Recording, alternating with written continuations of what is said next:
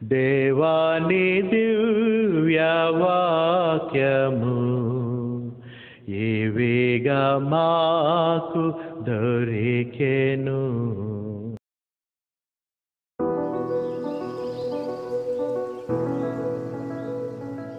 Today is a special day. ఎందుకంటే తల్లి అనగానే there is a lot spoken అంట. చాలా విషయాలు మాట్లాడినటువంటి విషయాల్లో తల్లిని గురించి మాట్లాడిన విషయాలు చాలా పెద్ద పెద్ద గొప్ప నాయకులు, ప్రపంచ నాయకులు, సైంటిస్టులు, వేత్తలు, వీళ్ళందరూ కూడా సైకియాట్రిస్ట్, వీళ్ళందరూ కూడా మాట్లాడేది తల్లిని గురించి చాలా ఘనంగా మాట్లాడినటువంటి విషయాలు మనం వింటూ ఉంటుంటాం. బైబిల్ కూడా మదర్హుడ్ గురించి చాలా ముఖ్యమైనటువంటి విషయాలు బోధించింది. సో నేను కూడా కొంత ఆలోచన చేశాను. మొదటి 5 పుస్తకాల తర్వాత, అంటే 5 ఖండాలు తర్వాత, మోషే ధర్మశాస్త్రం తర్వాత న్యాయాధిపతులు మనకి వ్రాయబడింది. ఈ న్యాయాధిపతుల్లో ఒక స్త్రీని గురించి, ఒక తల్లిని గురించి చాలా ఘనంగా రాయబడింది. ఆమెను జ్ఞాపకం చేసుకోవడం ఈరోజు చాలా ఉత్తమమైంది అనే విషయాన్ని నేను తెలియజేస్తా ఉన్నా. డెబోరా యొక్క జీవితం చాలా విలువైనటువంటి జీవితం. తల్లిగా, న్యాయాధిపతిగా, ప్రవక్తినిగా, యుద్ధ వీరురాలుగా, లేకపోతే యుద్ధ శూరునిగా ఆమె అన్ని రోల్స్ ప్లే చేసింది. ఒక స్త్రీగా అన్ని రోల్స్ ప్లే చేసినటువంటి జడ్జెస్లో ఈమె చాలా ఘనంగా మాట్లాడబడినటువంటి స్త్రీ బైబిల్ గ్రంథంలో. ఆమె మదర్హుడ్ని కూడా తల్లిగా కొనియాడబడింది.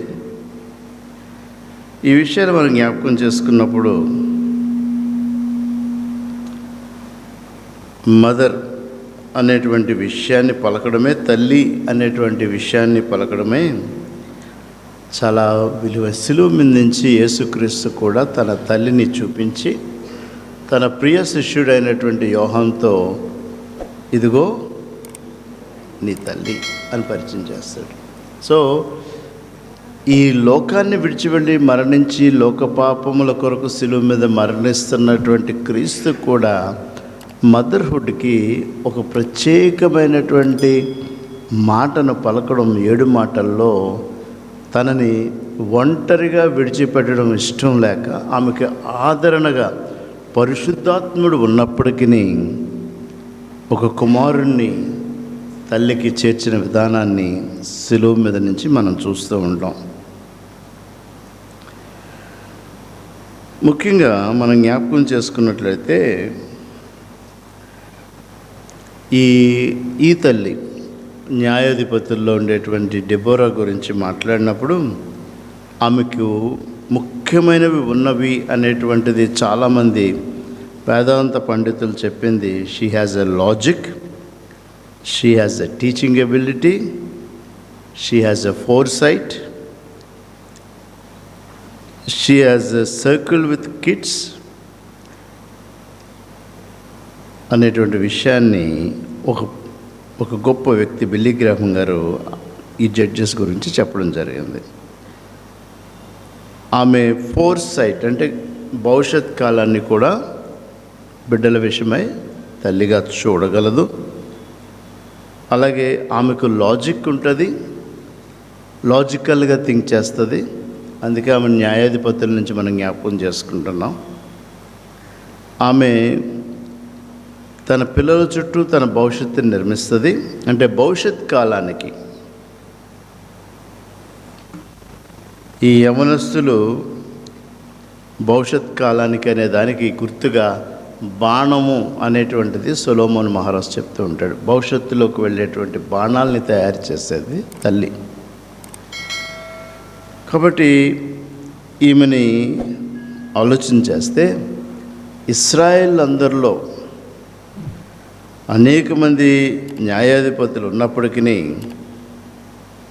ఆమెను ఒక స్త్రీ న్యాయాధిపతిగా దేవుడు నియమించడం చాలా గొప్ప విషయం. 1974లో ఒక స్త్రీ ఇజ్రాయెల్ దేశానికి ప్రధానమంత్రిగా గోల్డా మెయిర్ అనే ఆమె నియమించబడింది. ఇస్రాయేల్కి లేడీ ప్రైమ్ మినిస్టర్. 74 అంటే మనకు తెలిసినటువంటి ఈ టైమింగ్లోనే. ఆమె రష్యాలో పుట్టింది, అమెరికాలో పెరిగింది, ఇస్రాయెల్ దేశానికి మైగ్రేట్ అయ్యింది, ఇస్రాయెల్ దేశానికే ప్రధానమంత్రి అయ్యింది. ఒక స్త్రీ. తనని ఈరోజుకి కూడా ఇస్రాయేలీల్లో, ప్రజెంట్ ఇజ్రాయెల్ కంట్రీలో తిరిగి ఏర్పడినటువంటి ఇస్రాయెల్ దేశంలో ఆమెను చాలా ఘనంగా మాట్లాడుకుంటారు. She is a logical lady. స్త్రీగా ఇస్రాయేల్ వ్యవస్థలో యుద్ధాలు చుట్టూ 17 దేశాల చేత జరుగుతూ ఉంటే న్యాయమైన నిర్ణయాలు తీసుకుంది. తన స్టాండు ఈరోజు ఈ దేశంతో, లేకపోతే తన స్టాండు ఈ దేశపు రాజుతోటి, మళ్ళీ 6 నెలలు అయిన తర్వాత ఇంకొక రాజుతోటి తన స్టాండ్ని మార్చుకోకుండా తన స్టాండ్ని కీపప్ చేసుకుంటూ ప్రపంచంలోనే one of the top women leaders. So చాలామంది ఏమంటారంటే ఓల్డ్ టెస్ట్మెంట్లో డెబోరాకి, న్యూ టెస్ట్మెంట్ ముగించిన తర్వాత ఇజ్రాయెలైట్ పీరియడ్లోను గోల్డా మీర్కి చాలా వరకు సమానమైనటువంటి జ్ఞానాన్ని దేవుడిచ్చాడు, నడిపింపుని దేవుడిచ్చాడు. యుద్ధంలో కూడా గోల్డా మీర్ ఇజ్రాయెల్ దేశ విమానాన్ని కూడా యుద్ధం కొరకు నడిపినటువంటి స్త్రీ. అంటే ప్రైమ్ మినిస్టర్ అయినా కూడా యుద్ధానికి విమానం వేసుకుని వెళ్ళింది తను యుద్ధం చేయడానికి. సో స్త్రీ సామాన్యమైనటువంటి శక్తి కాదు. స్త్రీ శక్తి చాలా గొప్పది. దీన్ని మనం గమనించుకుని ఏ స్త్రీ అయితే తన జ్ఞానాన్ని ఉపయోగించి భవిష్యత్ కాలానికి తన బిడ్డల్ని సిద్ధపరుస్తుందో ఆమె చాలా ఘనమైనటువంటి స్త్రీగా కొనియాడబడుతుంది అనేటువంటి విషయాన్ని మనం గమనించుకోవాలి.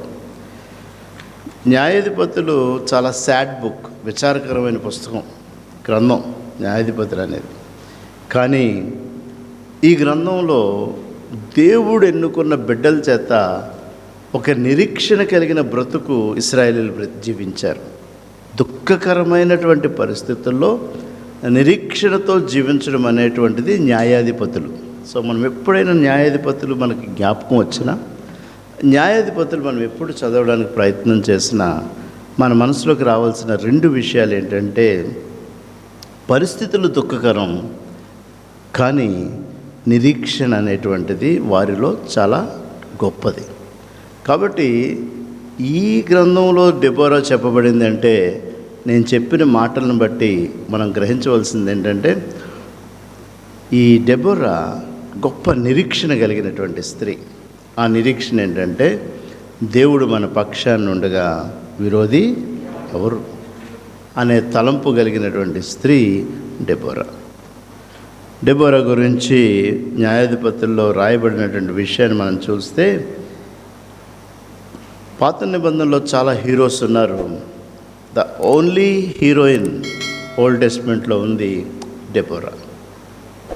అంటే తను చేసిన ప్రతిదీ కూడా విమర్శించబడకుండా నిరీక్షింపబడ్డది అనేటువంటిది ఆమె జీవితంలో తను చేసినటువంటి గొప్ప మార్గం. తను ఆసిలేట్ అవ్వకుండా, గడియారంలో లోలకం అటు ఇటు ఎలా ఆసిలేట్ అవుతుందో ఆసిలేట్ అవ్వకుండా స్థిరమైనటువంటి నడవడిక కలిగి నడిపించినటువంటి గొప్ప నాయకురాలు ఈమె.